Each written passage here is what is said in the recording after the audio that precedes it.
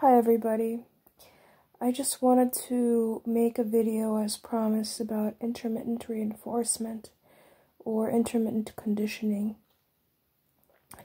Now, I'm very sciencey. I love science. I think that I've had a passion for science since I was like in 6th grade. So, I want to talk about intermittent reinforcement in terms of dogs, and then translate that in terms of in human terms. In other words, and specifically how children can be brought up using intermittent reinforcement versus continuous reinforcement. Now, intermittent reinforcement can be used in positive ways and in negative ways. Intermittent reinforcement is not in and of itself toxic. It's important to understand that. But the psychopathic narcissist uses it in a way that is toxic to the individual that they're trying to manipulate. And I want to give an example from a real life of how this can be seen. Now, intermittent reinforcement, I'm going to read the standard definition of it, is conditioning schedule in which a reward or punishment is not administered every time the desired response is performed. So, I'm going to talk about dogs because they're simpler creatures, but it's a perfect example. Now, dogs see us as their masters. And because they're simpler, it's easier to understand what I'm talking about. Now, dogs view us as purveyors of food, as purveyors of safety. And so, dogs see us as the leader of pack leaders. So, anything that we say, if the dog knows us, if the dog is bonded to us, goes. Because they recognize that we are the bigger dog. And that pleasing us will give the dog shelter, give the dog food, give the dog resources. Now, dogs are also bonded to us in terms of love as well. They are attached to us as mammals attached to other mammals. But because of the predatory nature of wolves, which dogs have evolved from, they also have a survival instinct, and that survival instinct can be seen in other mammals as well. So they're primitive, but they have the same physiology as us, similar physiology, and they can be conditioned in a similar way to us. Now, let's say you want to teach a dog that eating off, like peeing on the floor in your house is not a desired behavior. That peeing on the floor is, punishable or something.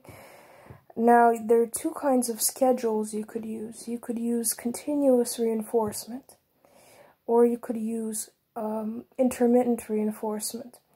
So let's say every time a puppy pees outside, you give it a treat, so that the puppy learns over time that peeing outside gives it some sort of reward continuously. However, interestingly, scientists have determined that continuous reinforcement, giving a treat every single time the puppy goes outside, is actually a weaker form of conditioning than intermittent reinforcement.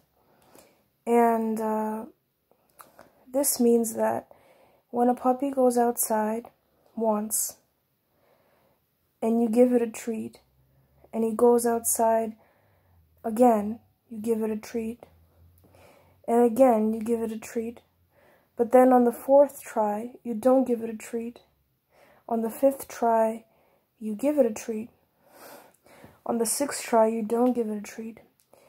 Over time, that intermittent conditioning of the puppy, of giving it a treat one time, not giving it a treat another time, sort of being unstable in your reward schedule, will actually strengthen the desired response in the puppy.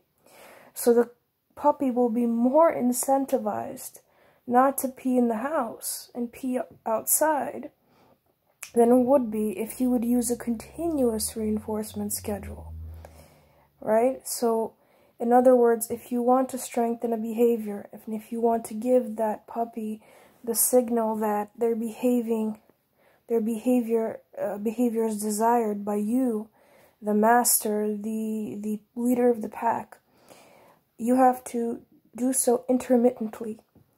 Give a treat once, not give a treat another time, etc. Maybe in the beginning you use the continuous reinforcement schedule just to signal to the puppy that there's a treat if you pee outside, usually.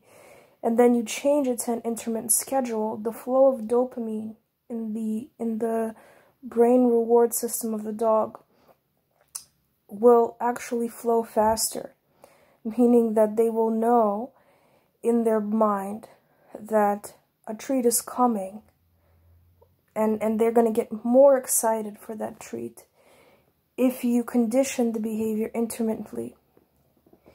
So they're going to get more excited, and the possibility of the reward is going to give them more incentive to pee outside, right? So in humans, we can think of the example of a human baby and the mother or father. Now, continuous reinforcement, right, is regularly practiced in parenting. So you constantly reinforce the child. You tell them you're doing a good job. This is great. You know, I'm proud of you. I'm very happy that you did this. Look at what you did. So this continuous reinforcement builds up the child's self-esteem. It builds up the child's coping ability, because they feel capable. They feel rewarded by their environment. So they are in a safe place mentally and physically in their mind, because they're getting that constant flow of dopamine from that external source, which is the parent. So continuous reinforcement is highly desirable in humans, because as a society, or in friendships or in relationships, when we react and act, we want to give a continuous flow of dopamine to the person that we're interacting with, in order to know that they are safe, that we are safe, that we have a good bond between us, that, you know, I'm looking out for you, you're looking out for me, my presence is rewarding to you. And so continuous reinforcement is a symbol of a healthy relationship, meaning, like, if you see the person and you know that they're constantly going to applaud you, to tell you that you're a good person, that they value you, that they value this friendship, that they're excited about what you're doing, that they're excited for you, that they have your best interests in mind. So over time, that builds a strong bond of communication, of trust, and of friendship. Now, let's look at how intermittent reinforcement can be used or abused in human relationships. Let's say a child is displaying a behavior that is bad, like they're throwing temper tantrums in stores, let's say. Continuous, there are two options you have. You can punish the child, right? You can do an aversive conditioning where you say, stop that, stop this behavior, this is unacceptable, etc., etc. The problem with that is that the child's psyche, it depends on the age of the child, but developmentally, the child cannot, place their behavior within a social setting. It comes with development. So, if a child is very young and you're giving him aversives, that creates the signal in his mind that the environment is unsafe. That if I tantrum, my mother is going to yell at me, but I don't understand why necessarily she's yelling at me, because my tantruming is natural to me. Like, this is not a process that the person goes through cognitively, but physiologically. Aversives are bad, especially for young children, because they don't know social skills. It's the job of the parent to teach them social skills, to put them in certain context, right? So, one way to discourage this behavior is using an intermittent reinforcement schedule, meaning that when the child does not tantrum, right, in a store, just like a dog, you give him a toy.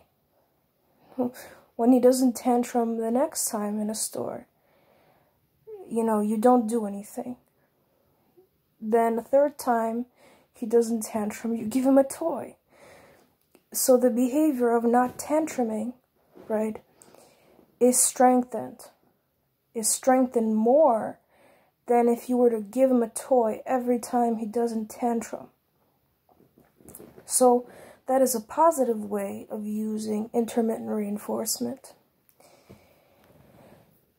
That's the beginning of my lecture on intermittent reinforcement, to show you that in and of itself, it doesn't have to be a bad way of conditioning something, because children have to grow up in society and they have to know how to act in society.